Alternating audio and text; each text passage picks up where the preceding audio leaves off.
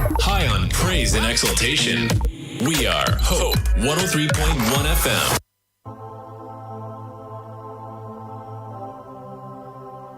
You didn't come for the strong, you're here for the broken. This is my song of intercession, God. Only you know. Only you know how it feels inside. This pain when you try to hide it. Afraid to cry for help, you smile and drown it out. Only you know how it feels inside. To try and try and try and try and try and fail. Only you know why you say the clock and he's not home. Out with his boys drinking, 'cause he knows when he goes home and opens that door, it's another night of fighting or silence. Oh, she's cutting up deep, and they just think that she's crazy, but you know better, doc. You know she's being touched in the wrong way. Oh, doctor, can you heal him? I pray, 'cause if you don't, he will not make it. Doctor, can you heal her?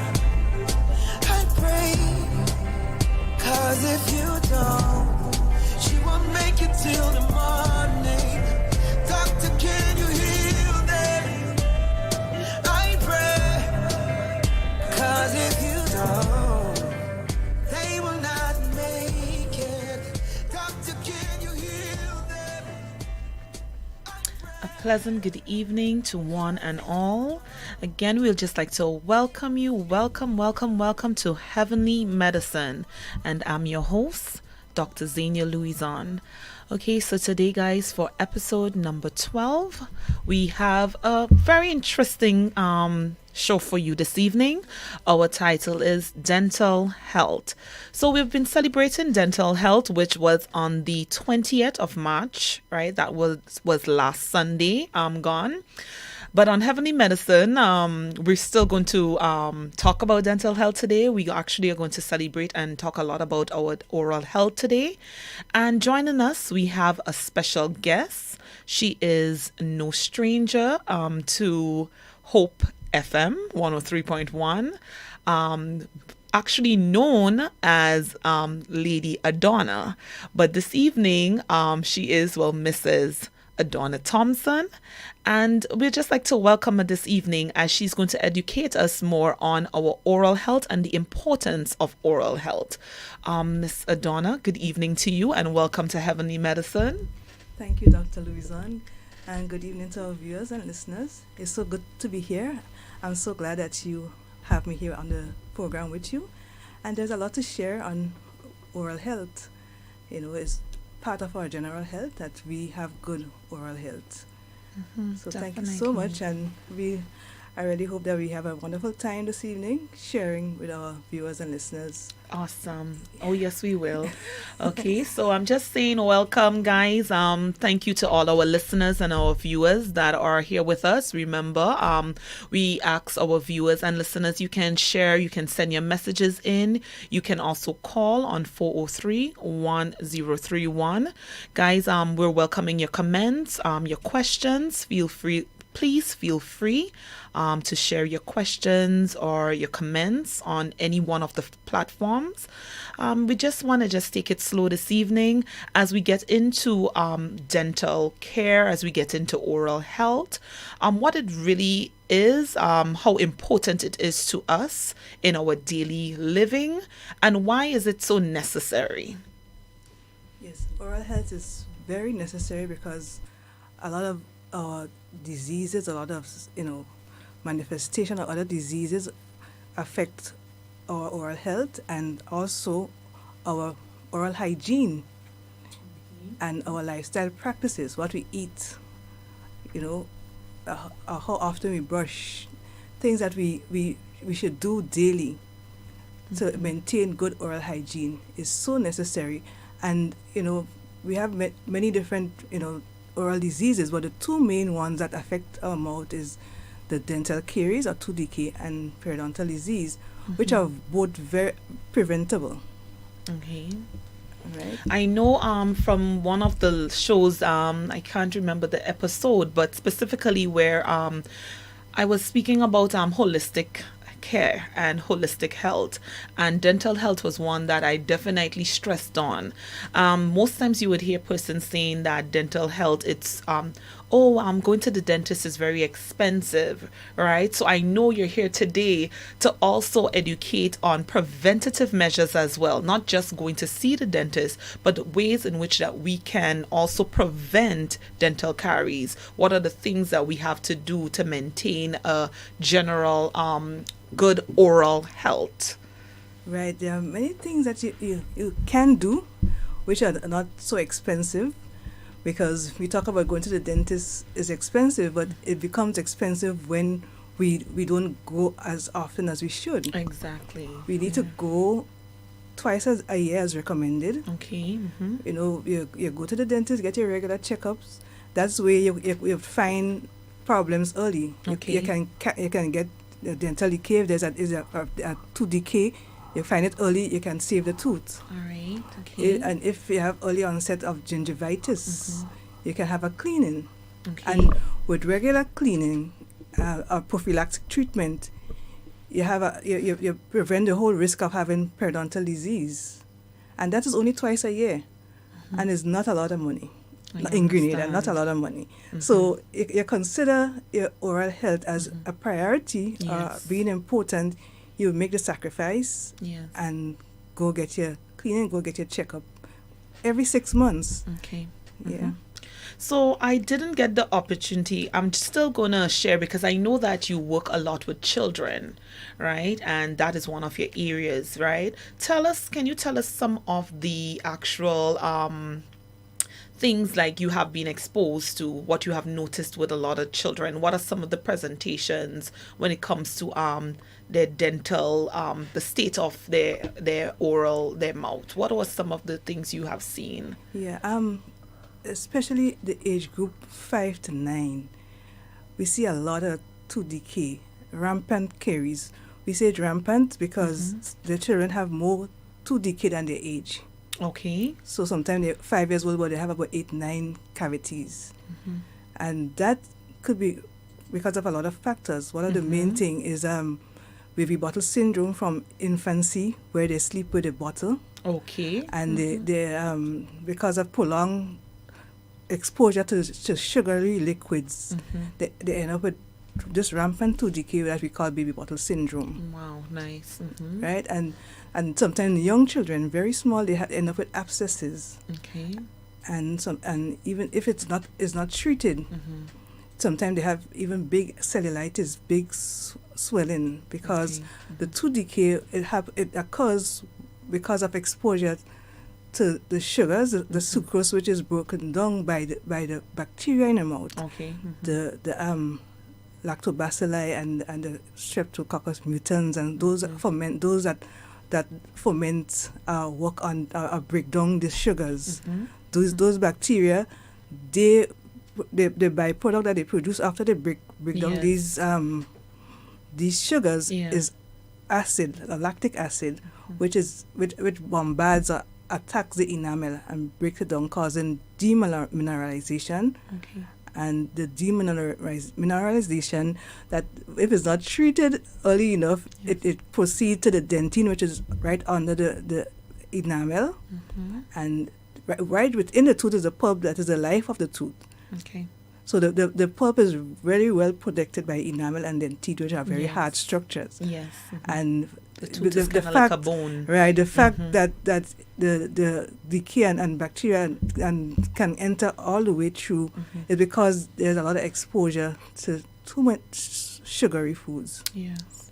And when you get to that point, you find that because the pulp is soft, is blood vessels and nerves as are in there, they become infected, and you end up with painful abscesses to the point of cellulitis, big swelling, where we have to refer the children to a medical doctor, to the hospital. Right. They have to be hospitalized, right? So there is a lot of measures we can use to not let the children have to go through that, all that problems so young in their life. And the simple measures. Okay. Brushing their teeth for them. Okay. So you're advising Yes. to get the parents to be able to brush the teeth with them, yes, right? Yes. And until they're 10 years old. Okay. When you're satisfied that they can do it properly themselves. Okay. Yeah. All right. And what about we talked about the carbohydrates. Is there, what type of foods you would suggest besides so we know no sodas, no all the lollipops, snacks, and especially the lollipops. Right. But what I really like the fact that you mentioned the baby bottle syndrome. So that means like even when they're having their formula, if they keep that like a pacifier or even a pacifier, it's kind of like the ring pops. Yeah. Even the bottle is sometimes used as a pacifier. Because the children get comfort having the bottle in their mouth, or even the breasts. Yes. They use it as a pacifier, and because of the constant exposure to the sugar from the breast milk, the formulas, the juice, whatever, once there is the sucrose. Right. And then even when they're cleaning, so we were talking about even when we're cleaning, right? After how long does it take for, say, a plaque or some type of the biofilm or so to grow on a tooth? 20 minutes. Within 20 minutes after brushing, it replenishes again. Wow. So after that 20 minutes, you're saying bacteria can grow on that tooth, multiply, and it's actually like a reservoir starting to build up. Yes. Right? A plaque. And so anytime, maybe after a day or two, to create an actual carie. Wow. Yeah, it could, because once it's sitting there and the acid is penetrating the area. Yeah. And if, for instance, what we see along the gum line especially, sometimes because the gum line are not brushed, it's not brushed properly, the teeth are not brushed properly, you see the plaques settle along the gum line. Okay. And after a while, it can get so thick that you can actually use an instrument and pick it up, and scrape it off. Right. And if it remains there too long, it starts decaying that area. You notice a white lesion on the tooth or the teeth. That's the beginning of decay. Wow. Okay. So is there any other things that you also know as in terms of the oral health that if not treated well, it can lead to other conditions or so, that is not just within the oral cavity but also to like the other systems? Well, we have the periodontal disease, as I said earlier on, right, and strep throat. Right. And okay. It's also oral problem because when we talk about the mouth, we're not talking about just teeth. Right. We are talking about the gums. We are talking about the salivary glands. Yes. The tongue. Yes. Yes. The lower jaw, mandible, maxillary arch. We are talking about the palate, hard and soft. Yes. Yes. The throat. Right. The whole oral cavity. Right. Yeah. So I like that you mentioned the strep throat. So I could just jump in a little bit on the strep throat because you're correct. Because there are so many strep throat basically is caused by one of the most common ones and actually dangerous is the streptococcus. It's actually the group A streptococcus, right? This organism that actually causes that strep throat. And as a result of that pharyngitis, right, which is inflammation of the actual pharynx, right, what happens is that if it's not well treated or eventually it's overlooked, or it could have been, the child could have even had a fever, or, and the parents would have, you give them maybe some cough syrup, but in terms of antimicrobials was not administered, right? Yeah. What it can actually lead to is a condition which is called rheumatic fever, right?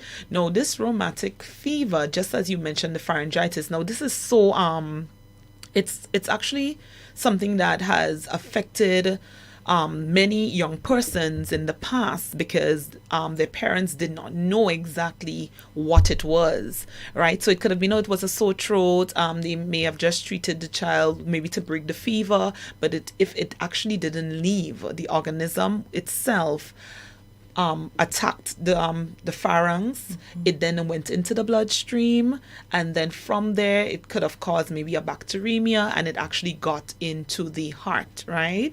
Where it then could have affected the valves of the heart, right? So that is where now we're getting into rheumatic fever, which has these specific criteria.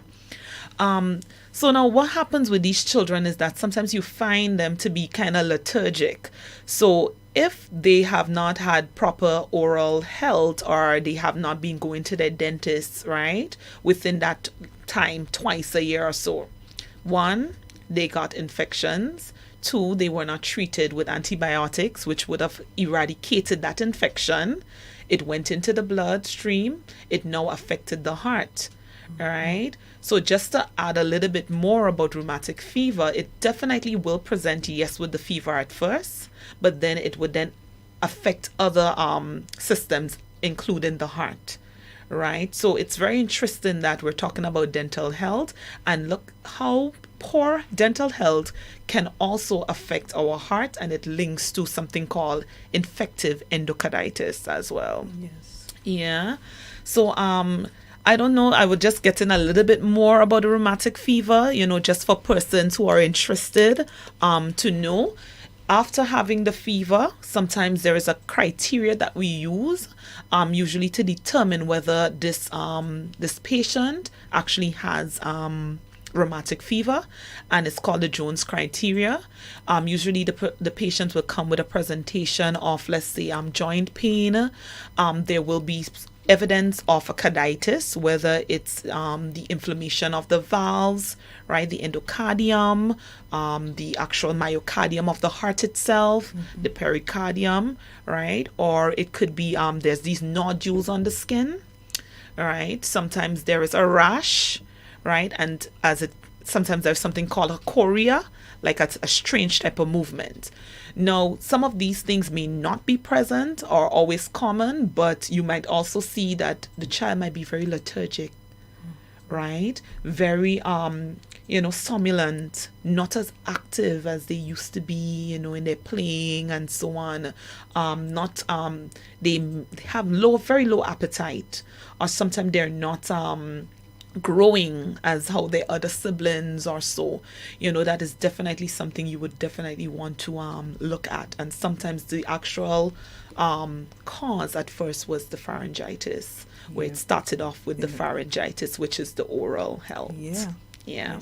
So that's why it's so important that we make sure that we are on top of things when it comes to our children oral health, and we encourage patients as early. But we start looking after children's health from the womb. Yes. So we encourage mothers to go to the dentist while they're pregnant, Nice. get their checkup, get their cleaning, and eat well eat healthy, so that the baby can have healthy teeth when they're born. Yeah. Encourage them to clean their mouth after feeding, and do true. all those things for prevention, because the more you clean the mouth, and there's less the chance of having all these bacteria building up. Yes. In the oral cavity, as often as you can, and avoid so many sugary foods. You'll have less bacteria build up, and there's chances of those sicknesses. Okay. Yeah. Now, I want to ask, because I've heard persons also ask this question, like pertaining to abscesses, right? So you mentioned, yes, the cellulitis, and especially certain organisms or bacteria, like the Streptococcus pyogenes and so on that we just talked about. But what about, like, people would say, okay, the doctor told me I had an abscess, but I had pain, yes, I may have had a carie, but I didn't see anything like a big swelling that I would actually see on the skin. Can you just tell us a little bit more about that, and where that abscess is actually, where is it in the actual oral cavity? Yeah, so if there is not a cavity in the tooth, you do an X-ray, there is not a cavity, that means that it's not a periapical abscess, because periapical abscesses form at the apex of the root of the teeth, of the tooth, right, or teeth, and that's where you may not see any swelling, but it's there. Okay. But there's also the case of the periodontal abscesses that, because of buildup of plaque and tartar, which is hard plaque between the teeth, you find inflammation and infection occurs there, and you develop an abscess as well. Okay. So Alright. it might be very painful, and you're wondering, well, I don't see any cavity. Right. But still, there are sometimes that you can develop cavities between your teeth as well. Right. So tell me about that. Yeah. Yes. So because you're not flossing as often as you should, which is every day, Yes. you tend to, the plaque builds up there because your toothbrush will not reach between your teeth, Right. right? So you're brushing, but when you're brushing alone, you're only cleaning 60% of your teeth. Okay. So the next 40 is by flossing. And Okay. if over the years and months and time has passed and you're not flossing, the plaque will build up, it get hard, it damages the bone, it damages the ligaments first, then the bone, and you end up with, you have periodontal disease occurring right there. And the loss of bone can end up to be a loss of your tooth or teeth, because it could be localized as well as generalized. Good, I love that. And also, with the flossing, some persons would say, "Oh, doctor, well, my tooth, they all closely packed together, so I may not need to floss. A floss cannot pass through."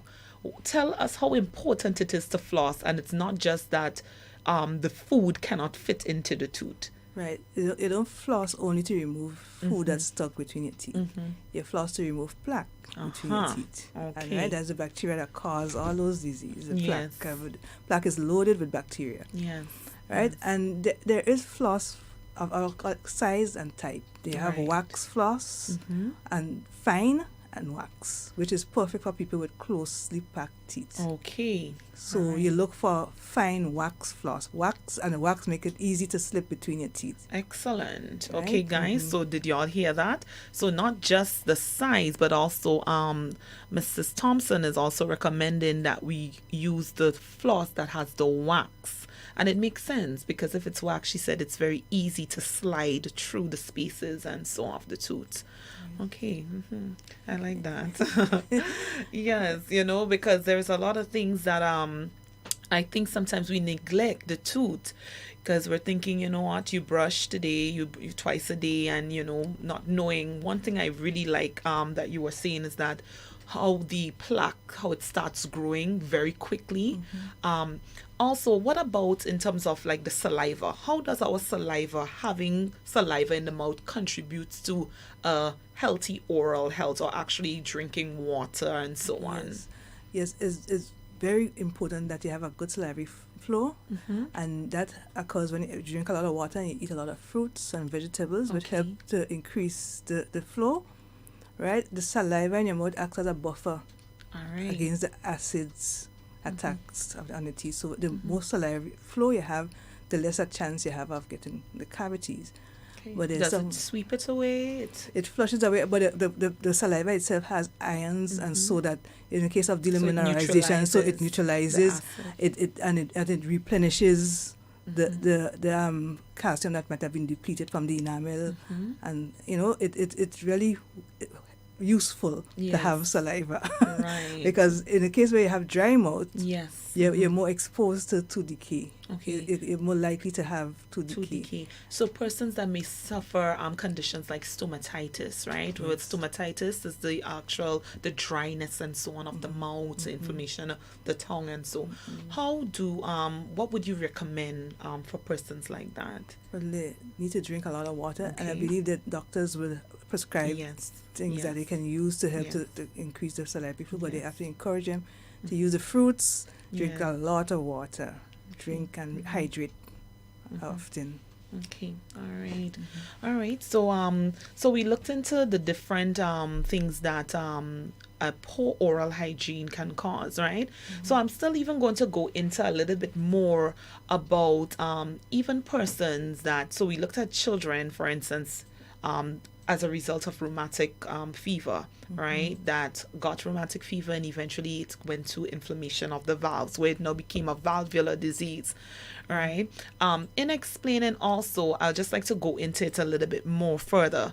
In terms of presentation, right? Sometimes it's so overlooked. But for instance, if this child is very fatigued, or this child now has become hospitalized, right? Sometimes we do pick up, or you will pick up, that poor dental hygiene. Yes. It's you do. usually evident. Yes. Now, also on physical examination, you may see certain skin lesions which they could have had that infection, or that would have affected the skin, and it would have caused something called impetigo, all right, a crust-like lesion on the skin. But one thing that is very evident as well, they may have what we call a heart murmur, right? So when listening to the heart sounds, there's an actual heart murmur, right? And that's when they may have a type of mitral insufficiency or something when they picked it up on an echocardiography, right? Which is different tests, a test that they will do to see the state of the heart valves. Yeah, so it's so important for parents to be educated as much as to clean their children's mouth twice a day and with assistance, not just allowing them to brush the teeth. What about the amount of toothpaste and the type of toothpaste? Yes, the most used fluoride toothpaste is always recommended. Fluoride. Especially as we here in Grenada, we don't have fluoride in our water. So, and fluoride is very, very effective in preventing tooth decay because it makes the enamel very tough and resistant to the acid attacks. Yes. So the fluoride toothpaste, brushing with the fluoride toothpaste is very important, and also using mouthwashes that has fluoride as well. Because after we brush, we rinse. Yes. So as an amount for children, the very small children, like a year plus, they use just a smear. Yes, a little bit. A little touch. Yeah, okay. just a little touch. Because they don't want it to be too strong, and they know they don't really want to brush their teeth because the toothpaste is strong, and it's making them resistant to brushing their teeth. So you just have a little tiny touch. And for older children, you use a pea size. Pea size. A pigeon pea size. All right. Yeah. And as well, for older people, you don't need to cover your whole toothbrush with toothpaste. It's not necessary. You can just put about halfway. Okay. So what about the baking soda? I know baking soda is usually said to be very good for the tooth, but tell us what impact baking soda actually does. We know it's a cleaning agent, but it's alkaline as well. Right. And it will help to balance the pH in the mouth, and also help to clean because it's very abrasive, and it will help to remove the plaque on your teeth. Yes. Okay. All right. And why I'm just going to my local people, here, I know my the ones that tell me, no doc, I don't know about that. I'm going to use my peas leaf. Right? So usually, I because there's so many things that they use, so many things out there that they use, but one thing, and the charcoal and so, but one thing I know for sure, it's the fluoride that you're mentioning here, right? If these things do not have the fluoride in them, therefore they would not help, because as you said, it actually replenishes the minerals from the acid and so on in the tooth. So even if they're using all these other things, it still actually can contribute to dental caries. Yes. Yeah. It would not really prevent it. It will not might just prevent. clean it for the moment. Right. Right. Okay. Right. And also I would also like to share as well that I think taking a good supplement, maybe in the magnesium, especially for strong bones and teeth, it does contribute to helping develop strengthening the tooth itself. That could also be used as a daily supplement, in homes, right? And food rich in phosphates. Yes. Calcium phosphates. Calcium phosphate. That's right. Yeah, your dairy products, your green leafy vegetables, and all those calcium-rich foods. Yes, are very important, especially for children. For little children, especially for little children. The growing children, they need to have all those for the bones and their teeth. Yes, that's correct. Yes.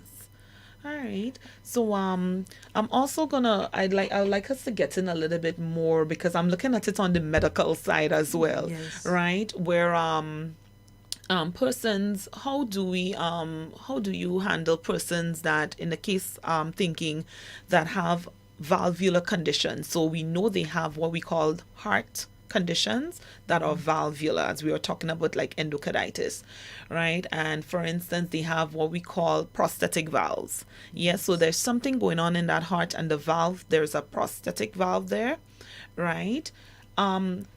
What I can discuss the fact that I know these patients are sometimes most at risk of having infections easily, right? And if their actual oral cavity is not well taken care of, or is not properly treated, or they don't go to the dentist twice in a year or so, what happens, I can definitely share that these persons, certain types of bacteria that are, we will say, avirulent, meaning they cannot cause an infection on their own. Just to name a few, like Streptococcus viridans, mutans, Staphylococcus epididymis, some that just come from the skin, right? They are sometimes a part of our normal flora, right? That is naturally present in the mouth, right? Yes. But what happens now if you're immune compromised, right? So even was talking like immune compromised person, right? If they do not have proper dental hygiene, right? Again, these organisms can grow, they can multiply quickly, get into the bloodstream, they then get into these areas of the heart, right? For instance, with the prostatic valve, now other vegetations can grow. When these bacteria and so grow there on these valves and they're not properly treated, like that patient did not get prophylactic treatment with antibiotics, these vegetations grow on the valves and actually makes a worse condition. And then it's what we will call a subacute endocarditis, right? So it actually worsens their prognosis and worsens the condition. Yeah. So it's so important that even though patients, whether they're diabetic, they have high blood pressure, or any other comorbidities, it is so important to go see your dentist, right? Make sure you do your cleaning, you do, whatever it's taking place. It's so necessary. And I believe it's important that you let your dentist know that you have a heart condition. Exactly. So they know what they have to pre-medicate you for before they start the procedure, especially invasive procedures like extractions, deep cleaning, sometimes root canals, and all those invasive, treatments. They need to let them know upfront that, so that they can give them some medication before, about an hour before the procedure is done. Okay, so definitely your past medical history or whatever, history is very, very important. And sometimes you're like, oh, I'm just going to the dentist, but it's actually it can actually prevent and save you your life by giving a proper medical history as to your conditions, what you're suffering with, so that the dentist actually knows, right, exactly that you would need prophylactic treatment, you need to get antibiotics immediately. If it's, as you were mentioning, if it's IV in the case of children, right, immediately they're sent to the hospital, right, so that the cellulitis can be treated, and eventually then the dentist can actually deal with the dental caries and so. Right. Yeah. And there are some cases where children come to us and they have a history of the rheumatic fever, and so we are sometimes we believe that we will have to pre-medicate them. Could you educate us more on this? Well, as I mentioned earlier, right, that once it is diagnosed, right? So the thing is, as you said, if you already know that child would have had either a history of, sometimes there's already a prophylactic treatment where they're given antibiotics, usually penicillin, right, to treat it. Now, in the event that, especially if this patient may have a recurrent infection of either the Streptococcus pyogenes, it is very important that they be treated with the penicillin before any type of dental procedure. If we want to go further, as in terms of diagnosis, right, in order to know whether, like, for instance, if there is a child that is actually on the ward with certain types of findings or certain that looks like rheumatic fever exactly on the ward, right? As I said, they in order to diagnose this, you must go through the Jones criteria. After the Jones criteria is met, then there are specific blood tests also that can lead you to that actual definitive diagnosis, right? So there's a titer called the ASO titer, anti-streptolysin O titer, that what it actually shows, it's going to show evidence that there have been antibodies produced in the body against that existing Streptococcus pyogenes organism. Okay. Right? There's other tests as well as the CRP test, that is called right. So these also is, and I think the ESR test as well, right? So the echocardiography, also the ECG, as in pertaining to the heart condition, right? And they will be treated specifically with antibiotics, which is usually the penicillin, all right? In the event that they are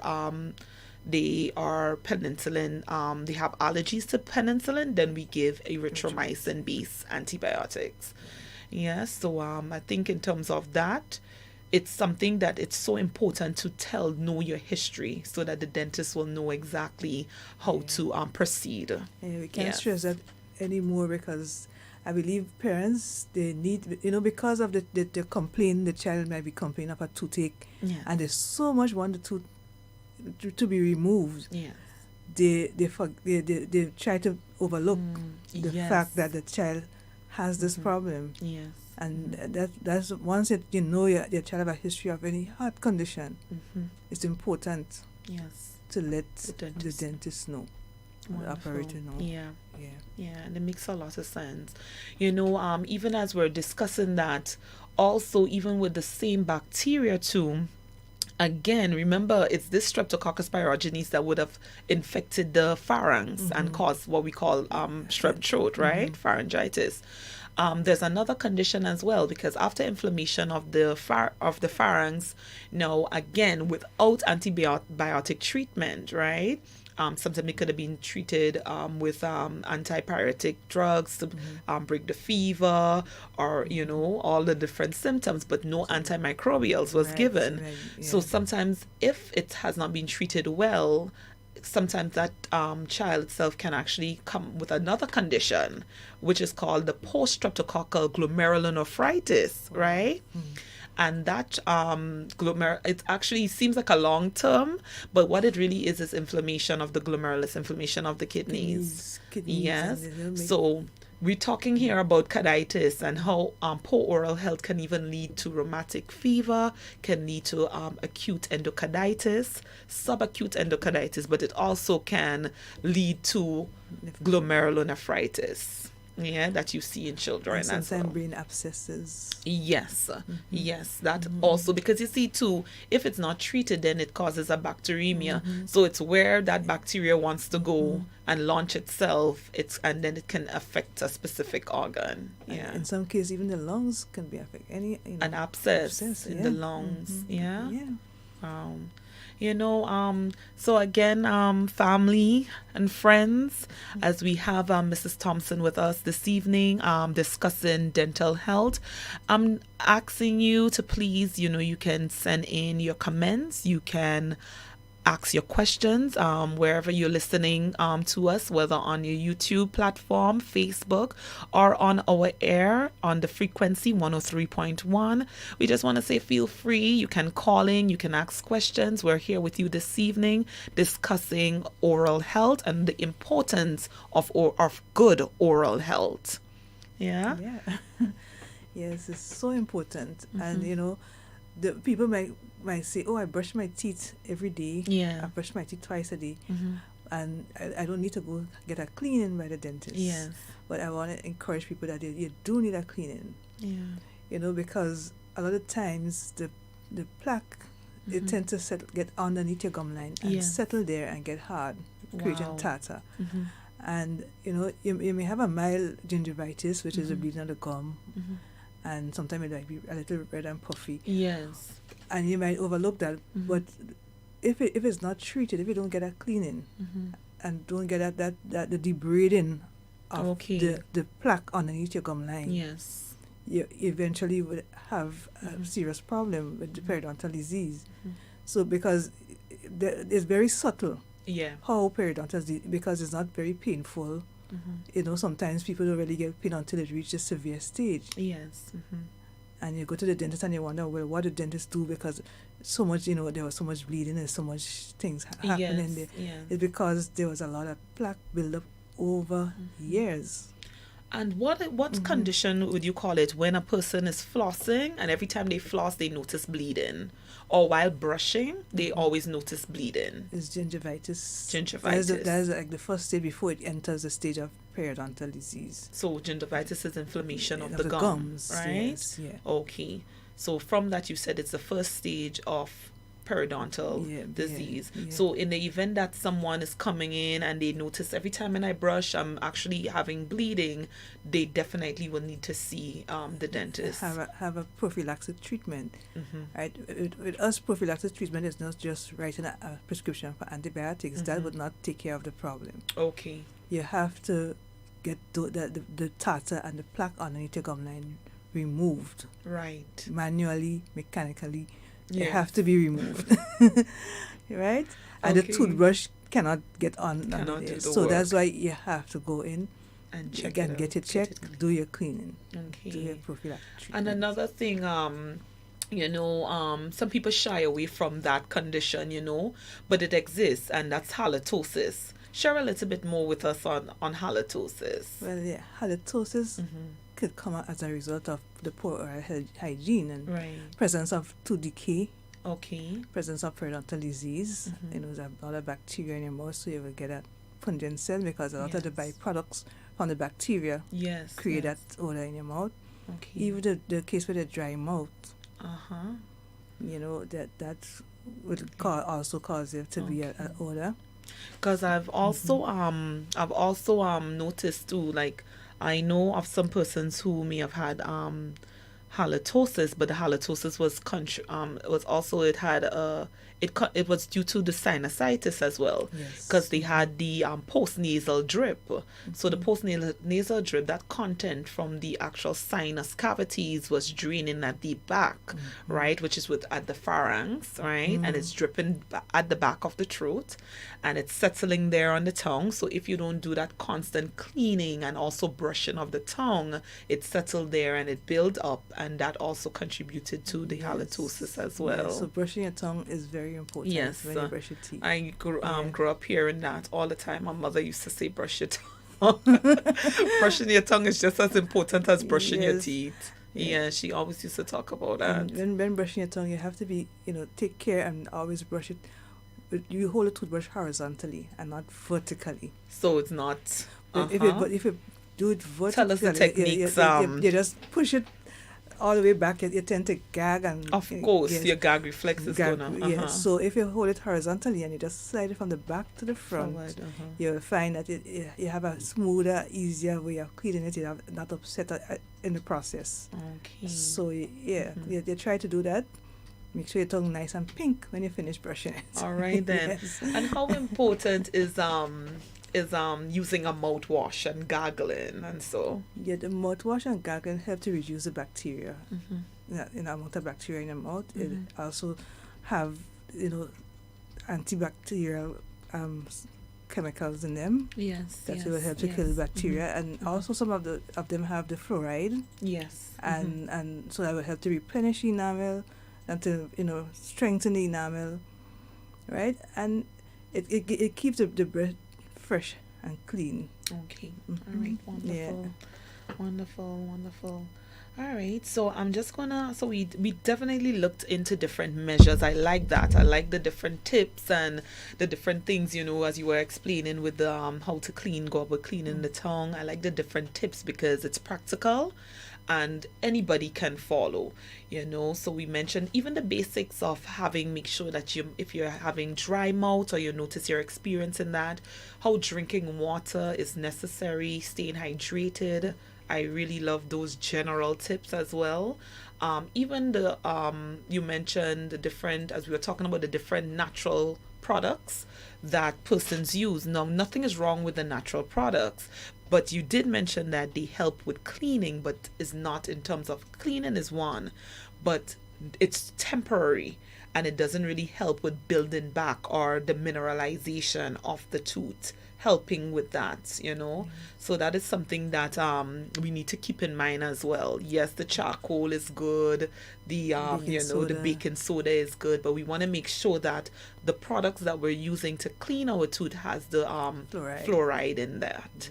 Yeah, so I really like that. You know, these are things that, you know, when we go to the supermarket and you're looking for a product, you want to make sure that even for children, you know, sometimes there's these nice toothpaste that's out there and they might be mouth friendly, that they might not be so rough on the mouth as baking soda would be, but sometimes you have to make sure you look and see that they definitely have the fluoride in them. Yeah, that's very true. Yeah. So I really I like those little tips. Is there any other tips that you can share with us, especially with the cleaning or products that you think works really well? So we talked about the fluoride in our toothpaste, mouthwash is necessary, flossing. I love the floss and the wax, and specifically the waxed floss. Well, I want to make it emphasize the importance of visiting the dentist. It's very important. Yes. Go get your clean, go get your checkup. Yes. Because that is how you know what's happening. Yes. Because if you don't know, some people I'm sure have never been to a dentist for years, and sometimes the complaint really is the finances. But as I always say, you know, sometimes it's a little investment to prevent something greater in the future. You know, even if you invest within the year and you said, okay, you know what, I'm going to put this down just to see the dentist, it actually would prevent you from actually have to spending more money to do a root canal or to do, you know, fillings or you know, other procedures. Go twice a year, get a check and get your teeth clean, and I mean you can budget for that. That's right. Yeah. You know, the fact that if cavities show up or you have to end up doing even more major cleaning, yes, it costs you more. Yes. Even removing teeth and having to do replacing them, yes, it will cost you more. So if you can prevent by just doing that regular checkup, yes, you will have a better chance of having an optimal good oral and you know, good oral hygiene and oral health. Yeah. That's really good.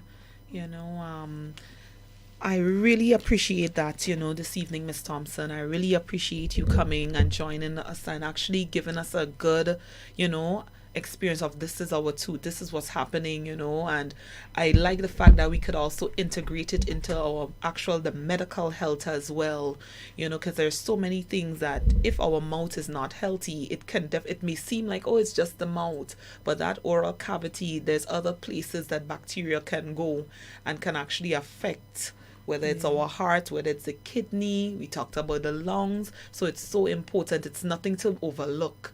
And it even seems to me as at night, that's when the bacteria work the most, because that's when you're sleeping and that's when they're at work. That's why it's so important to brush the last thing before you go to bed. Don't go to bed with sweets. Don't brush your teeth and then after have something else.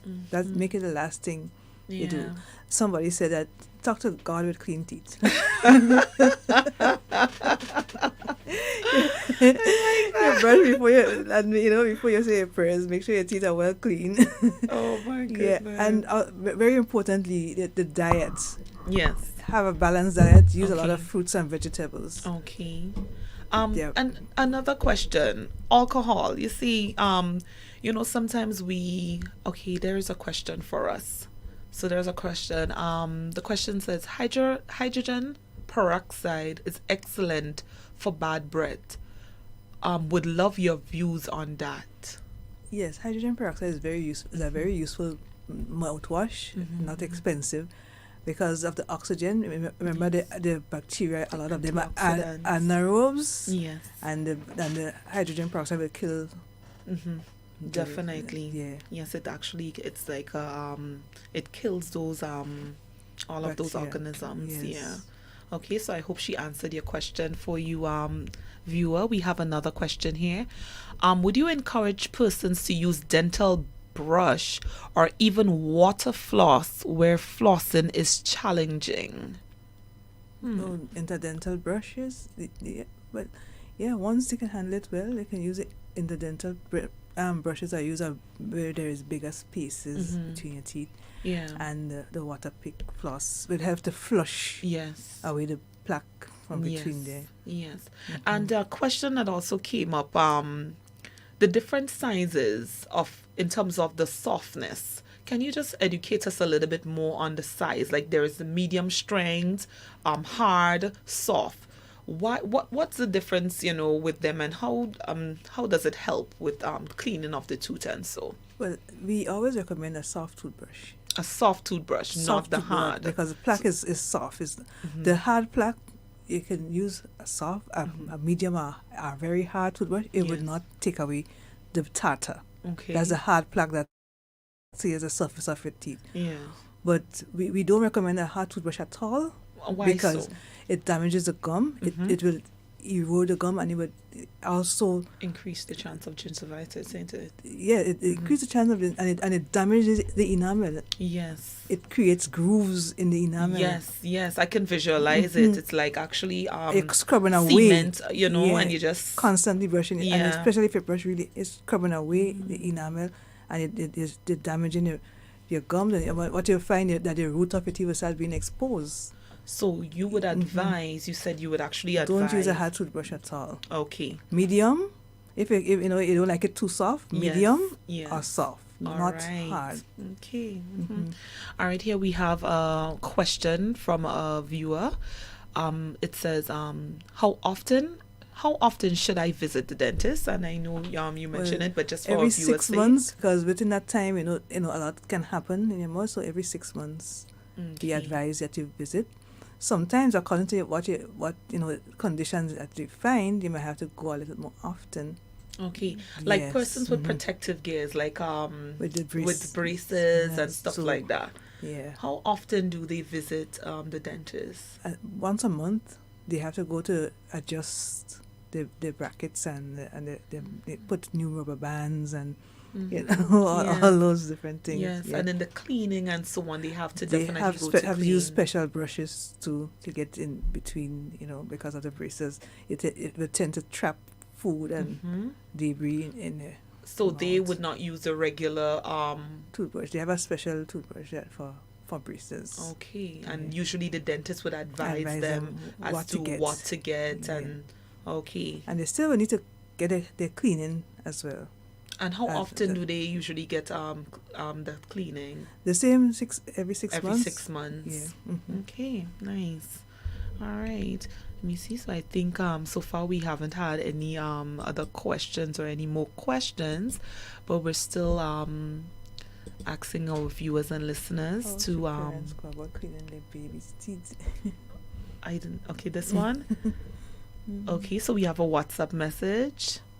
How should parents go about cleaning their baby's teeth? Yeah, because I know you mentioned it again, but in the event that our viewer came in a little late, if you could just you have to use the gentlest way. Because babies are they would lock their mouth. They would lock their mouth, so it's good to hold the jaw. You have to be playful. Yes, you have to be gentle. playful and gentle, and make it fun. Yeah. Yeah. And start off maybe with the rag. The rag, just wipe the teeth with the rag, and then later on you try to introduce a very soft toothbrush for baby. And just a smear of toothpaste. Yes, and also what I was thinking, the same time you're brushing your teeth, because children love to mimic what they see their parents do as well. Yes. So if they see mommy's brushing hers and you put the same on this, and but because they're gonna play with it, huh? They're gonna play with it. So you really sometimes have to really get that job done. You might have to, hold them out a little. You have to avoid doing any kind of restriction. Yeah. I'll fight with them. You have to make it so much, fun. And start off with a rag. So you do it. You don't try. Try not to pressure them. Put too much force. Okay. Because then they're gonna resist. Right. And you make sure you clean the tongue. Yes, with the rag, with the finger. And as I said, you do it first, so they see you doing your teeth. They can do let's do yours now. Okay. Yeah. Okay, so let's make sure we have it good. So you said you use the rag or a clean start, rag to yeah. start, and you Because may when they put, don't have any teeth yet, so yeah, as they start getting teeth, you still use a rag, and you kind of but put it and in, like cover it with your finger finger and use somewhat. your index finger Yeah. to Uh-huh. wipe the teeth, Okay. and then Okay. you start to introduce the toothbrush. That's very Right. soft. As they get a little older, yeah. you start to introduce the toothbrush. Okay. Yeah. All right. Wonderful. Thank you, Mrs. Thompson, for that. We're still waiting for any other questions or comments from our viewers. Feel free to send in your comments or your questions. Okay. So I know in terms of, oral health, a lot of persons may not, they might just shy away or say, well, they do what they can, but I really like the fact that you're reaching out and trying to sensitize the public as to how important it is to see the dentist. It's actually prevention is better than cure. Yes. Yeah, prevention is really better than cure. So actually, because sometimes we may never understand, sometimes we may wonder why I may have had a certain type of sickness or a certain type of abscess, when knowing it actually came from the mouth, when actually the mouth was the source of it. Yeah, Yeah. it can actually happen. The mouth is really the door to your body. Yeah. And Yeah. And the exposure to those dental caries, once it's exposed and it's in the nerves is exposed, the it actually bacteria can get into the bloodstream, and what it can lead to is septicemia, right? Or bacteremia, right? That's now where we have it's complete just bacteria growing, and then septicemia, now sepsis, and that could lead to shock and death. That's Yeah. is that serious? Yeah, so it seems Yeah. as it's just the mouth, but it actually can lead to death. A lot of time people overlook the mouth and they Yeah. wait until they have severe pain Mm-hmm. to see the dentist. Yes. My real purpose here is to just say, no, that's not the case. You go Yes. do your regular checkups. Yes. It will benefit you a whole lot. Yes. Yes, wonderful. So guys, as we said, on the 20th of this month, which was last Sunday gone, we celebrated World Oral Health Day. So today on Heavenly Medicine, we just want to make sure that everybody get into a little treat from Heavenly Medicine as we talk about our oral health, how important it is to have a good oral health, and what are some of the tips, what are some of the healthy ways we can actually do, or practices that we can do to maintain a good health orally. Yeah. So we even mentioning from before in our other series, I know one of the episode we did talk about our holistic health. We talk about how important it is, not just your physical health, but we talked about mental health, we talk about dental health, social health, so it all plays a role in creating that whole individual. Yes. And sometimes I always say we overlook these other areas of health, but they do contribute to your overall health. Yes, We talk about halitosis. It's also a social it's something that affects you socially, whether it's true as a result of the sinusitis, then it can be treated medically, right? So that's where your family physician and healthcare provider would play a role in handling that area. If it's due to other conditions, as you mentioned, then your dentist can assist you with that, right? Whether it's an abscess, because once there's an abscess in the tooth, that bacteria and everything, it gives, as you say, a pungent odor, so all of these things do help us overall, and if we neglect one part, it still affects us. Yeah. So it's like we can't neglect that at all. And we use our mouth a lot. So, it helps our confidence.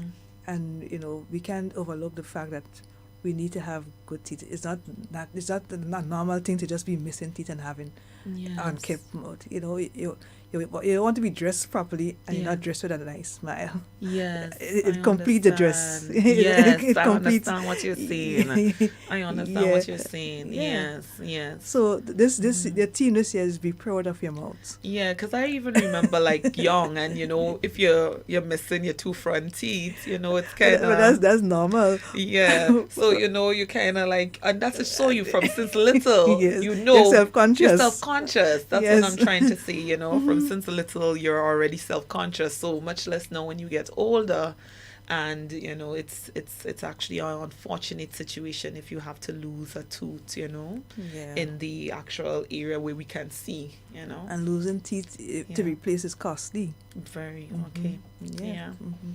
All right. Okay. So far we haven't gotten any questions, but I'm still reaching out to our callers. I'm still reaching out to our listeners and viewers to even if you want to call in and ask any questions, you can definitely feel free. Mrs. Thompson is here. I'm right here. We're waiting to hear from you. We have a little time still that we can chat a little bit about oral health this evening. Again, our number is 1-473-403-1031. All right. So it's something that I think I would love for our viewers and listeners to really get engaged, about oral health. I also liked when you talk about the braces and so on. What about persons that have dentures? Yeah. There's a lot of elderly persons within our community that use dentures, and so what about them in terms of going also to see in terms of seeing the dentist? And because people may think well, they're using dentures, so nothing else is going on there. Tell me a little bit more about that. Well, they are partial dentures because some of them it's not they're full dentures where people have lost all their teeth and they will have to get two full upper and lower jaw. Yes. But they are partial dentures which can also harbor food and bacteria. Yeah, so you have to remove them at night. It's better not to sleep with a denture. Yes. They put them in there's a solution that they use, or you could just put it in cool boiled water and leave it in the overnight. And you do your regular So checkup. it's usually like sterilized within that. Yeah. You see persons have it like in a cup or so next to their beds or so. Yeah. Okay, what type of checkups? You said regular checkups. Well, they go to get their cleaning as usual, and if they need fillings, they get their fillings to ensure they don't lose any more teeth. Okay, and that other bacteria don't fit within the spaces of the actual dentures. Especially where the dentist might be resting against. Okay, because that could lead to the gingivitis. Yes, and Okay, all right. So even with the dentures, you still have to go to see your dentist. Yeah, and taking your children to the dentist very young is very important because you want them to develop that relationship with the dentist. Well. We don't want them to have that fear because once you hear dentist, people get they get so scared and worried and stressed out. But if the child has a relationship where they accustomed going, they know what it's all about, it's better that they grow up and develop that habit of good oral health practice. Definitely. And I will be really honest with you because I could talk about myself as well in terms of I know going as a child, you think if you're exposed to going to a dentist earlier, you're less fearful. And I must say, I'm grateful that I had the opportunity of going to a dentist earlier at a younger stage, like from primary school. So eventually it wasn't a issue to go to the dentist. Though, yes, the songs and all of that, but that's what we call conditioning eventually. Right. So as your child gets more acquainted to going to the dentist and know, it's just a clean. And when the actual little drill, they make a noise, It's actually, it's Yeah. nothing. It's not like, so all of that is sensitizing them and becoming conditioned so that they know, okay, it's nothing harmful. So the actual fear is already eradicated. So they understand as they get older, as a teenager, they know, okay, well, I can go, I have a toothache, yes, but I should have gone long before. So they are aware, even if they are Yes. not going as they should, because now you get older, you're focused on other And things. that's the thing. We don't want them to neglect it. Make it Yeah. a A habit. habit. Yes. Make it a habit. Yes. To actually Because go to see a dentist. Yeah. there's a saying among the dental faculties: one tooth lost is one too many. I got Because once you're missing one tooth, it create instability in your mouth Yes. as well. Yes. Because when you remove a tooth, the ones next to it tend to drift in space. Mm-hmm. The one above it tend to drop, Mm. or the one below tend to grow a little. A little up, higher up. Yeah. All right. So it creates imbalance in your mouth. Okay. And also in terms of wisdom tooth. Let's talk about those wisdom tooth that's going on here. A lot of people, you see, we have people who might just message and say, oh, the wisdom tooth. Tell us about this wisdom tooth.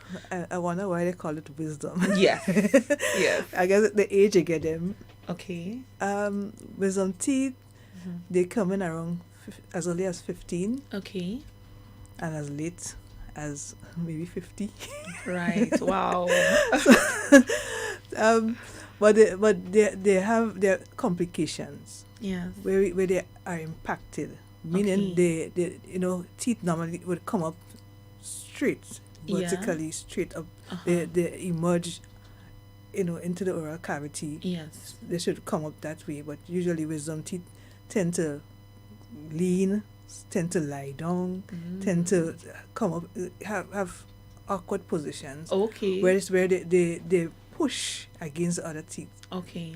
Because if they're not growing properly, they tend to push against the other teeth and create a lot of pain and problems. And sometimes when most of the time, once they're impacted, you have to remove them because they will be stuck at that position and they will just create problems with because there's a pocket at the back of your mouth where food tend to lodge, Yes. and you have an inflammation of your gums, Yes. Mm-hmm. pericoronitis and things like that create a lot of pain. So once it's impacted, they have to see a maxillofacial surgeon, Okay. maxillofacial surgeon, Yes. Mm-hmm. who would remove it surgically. Okay. Okay. And that's why I guess we have most persons basically always removing it, because it's, especially in terms of how it's lodged, you said it's not actually growing vertically, it's not coming up properly to the surface, and it's sometimes causes the other two to clash together and so on. Push them forward and they get crowded at the front. Right. Okay, wonderful. Here we have a message from WhatsApp. Persons who are perimenopausal and who have taken or takes antidepressants tend to have dental challenges too. Are you aware? Can you tell us something about that? I'm not too familiar with it though. That are perimenopausal and who have Premenopausal. say peri. Peri. Yes, so Maybe. within the menopause. We are within the menopausal. And I guess they take antidepressants. They tend to have dental challenges too. I'm not sure in terms of the Sometimes decrease in terms of the hormones and the calcium. and so on. Yeah, the calcium depletion. Yes. Yeah. Yes, so I'm thinking more likely in that case, yes, definitely. And why a good supplement can be added, right? In a state like that, when they're perimenopausal, the calcium definitely, because you want to encourage strong bones, right? In the case of preventing osteoporosis, so it's hormonal. Yes, it's So if you're taking your vitamin D, your magnesium, your calcium, definitely this is going to prevent osteoporosis. Yes. And the tooth is a bone. It's it's bone-like because it's part of the skeleton Yes, system and similar, yeah. elements and structures. Definitely, I can see that in that case. I did not, but yeah. We have another message. Are there modernized dentures paraventure young persons may need? Modernized. Well, there are dentures that there are different, you can use there's a plastic-like material, you make some of them, and there's also the ones that you use a metal material that is much stronger. But for the young folks, it's always better to use a flipper, if they lost a tooth in front sometime because of trauma, they fall and knock out a tooth, and although we can, in that case, we can replace if the tooth has been avulsed, if it came out whole. Right. Okay. We can once you find the tooth, you hold it by the crown. So you save it. So you can put it back up. Okay. You clean it and put it back up, but you don't. The person that had the accident and have this tooth knocked out. You don't try to clean it. Just put it in a glass with cool boiled water, or a little saline, or even some milk. Oh, really? Yeah, and you take it to the dentist immediately, and they can put it back up and stabilize and save the tooth. But in the case of a denture, young people, the plastic, most of the time they use the plastic because they're growing, and sometimes they fit as they grow. They will need to change. So in the case of like young adults and so on, what would it then be, a crown? What would they put? Well, they have a lot of different prostheses. They have crowns, they have bridges. So for instance, you got hit by a door and the tooth, half of the tooth got broken or stuff like that. Sometimes they may try to save it with a root canal, but sometimes according to how badly broken it is, they will have to remove it. And in that case, you would have to do some sort of prosthesis, whether it's a denture, which is, I consider your pocket, because a denture is about the less costly. Wow. And then, you could do you cannot do a crown, you might have to do a bridge or implant. Okay, an implant. Okay, all right. And that's where the pocket now we're talking. Yes. Okay, yes. All right. So someone mentioned, we have a comment here. It's so true. It's a bad thing if the first memory you have of going to the dentist is to remove a tooth. And that could be traumatic. Yeah, I guess that's why we have that stigma with dentistry, because most people first visit is with pain. That's right. It's because they had pain. Yes, they had pain, and they, come to the dentist knowing that they have pain, and they associate the pain with dentists. So that is why we would like to introduce the younger children to actually go in for the cleaning and just for a check, so they get sensitized, and so so eventually when there is actually a problem, it's either caught on early, or it'd be like, oh, it's okay, I'm just going for a fill-in, or I feel I may have to remove my wisdom tooth, So they have a relationship with the dentist, definitely. and that is so important. Okay, I like that. So I hope we answered some of the questions. I know persons were really interested in the prosthesis and so on, because there was stigmas before, when if a young person had to get a denture, but now there's so much modernized technology, as you say, with the prosthesis, and so many things you can do to if a tooth fell out due to an accident, a fight, unfortunately, unfortunately, but it can happen, that there's other things available now in the dental industry to assist you with that. All right. So I'm guessing we're close to the hour. We're boiling down to our actual hour. So Ms. Thompson, I'd just like to thank you so much for joining us here on Heavenly Medicine and sharing with us your expertise on oral health. I think we learned a lot. I think our viewers got a lot of information. We looked at the good oral health. We looked at poor oral health. We looked at the consequences of poor oral health and how it can actually affect us, not just in one area, but systematically in different areas, as it affects the heart with endocarditis, the lungs with maybe an abscess, the skin, the kidneys with glomerulonephritis. There's so many things, the pharyngitis, we talk about stomatitis, halitosis, so it's, I think we had a we had a well-educated episode this evening. That persons can get enough information and be sensitized about how important it is to take care of their oral cavity and make sure that their tooth and so are well taken care of. So I just want to thank you so much for joining us here on Heavenly Medicine. We really appreciate you and we thank you. To all of our viewers, thank you so much and good evening to you. Thank you for listening in. Thank you for joining. To all the persons that would have sent in their comments and their questions, thank you so much. We appreciate you. We just want to wish you a blessed evening. Take good care of yourself. And again, remember, your health is your wealth. I'm your host, Dr. Xenia Louison. Just wishing you a blessed evening. Stay good. Take care of yourself. Be blessed. Bye-bye.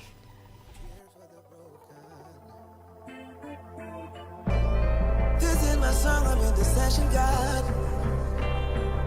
Only you know.